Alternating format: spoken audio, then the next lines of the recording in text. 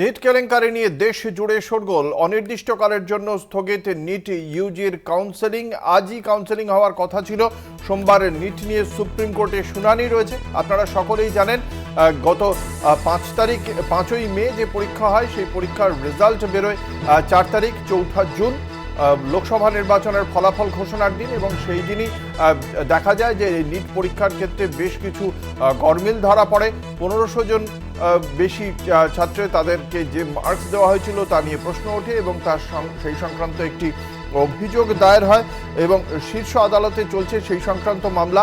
শীর্ষ আদালতের বক্তব্য ছিল সমস্ত মামলা একত্রিত করে আগামী 8ই জুলাই অর্থাৎ আগামী পরশু সোমবার দিন সেই মামলার পরবর্তী শুনানি রয়েছে।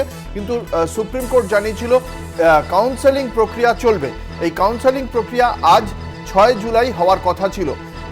যারা মামলাকারী তাদের পক্ষ থেকে আবেদন ছিল যে এই দুদিনের জন্য অর্থাৎ 6 জুলাই এবং 8ই জুলাই রয়েছে শুনানি, দুদিনের জন্য স্থগিত করা হোক, অন্তত 8ই জুলাই সেই করা হোক এবং সেই মতো আপাতত পিছিয়ে দেওয়া হলো। এই বিষয়ে কি বলছেন শান্তনু সেন, তৃণমূল কংগ্রেসের মুখপাত্র, শোনাবো।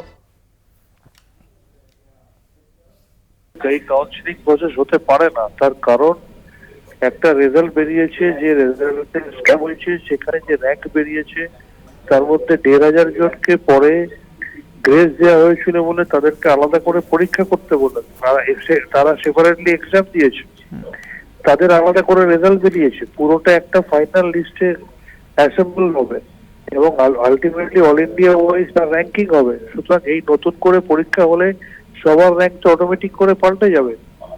যে আগে ফার্স্ট হয়েছিল তার র্যাঙ্ক 1 নাও থাকতে পারে, যার র্যাঙ্ক 500 ছিল তার র্যাঙ্ক 400 হয়ে যেতে পারে, তার র্যাঙ্ক 600 হয়ে যেতে পারে। সুতরাং কাউন্সিলিং কিভাবে সম্ভব? সুতরাং যে কাউন্সিলিং করা হওয়ার কথা বলেছিল, আমি সবার প্রথম এর কথা বলেছিলাম যে এই কাউন্সিলিং এটা কোনোদিন ভ্যালিড হতে পারে না, এই কাউন্সিলিং ক্যান্সেল হতে বাধ্য। আজকে সেটাই হলো, কাউন্সিলিং ক্যান্সেল হলো। ফলে সেই 8ই জুলাই রয়েছে আগামী শুনানি সোমবার দিন।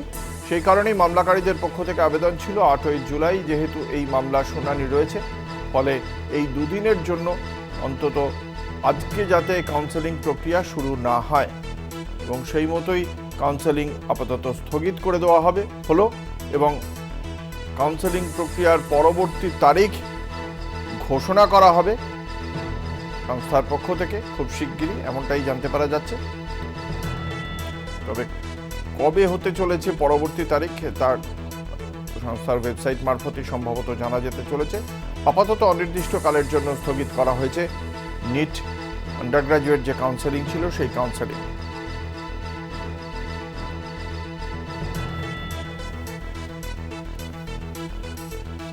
গত 21শে জুন এই কাউন্সিলে সুপ্রিম কোর্ট তার রায় জানায় যে কাউন্সেলিং প্রক্রিয়া চলবে, তারপরে অবশেষে অবশ্য কাউন্সেলিং প্রক্রিয়া স্থগিত করা হলো অনির্দিষ্টকালের জন্য।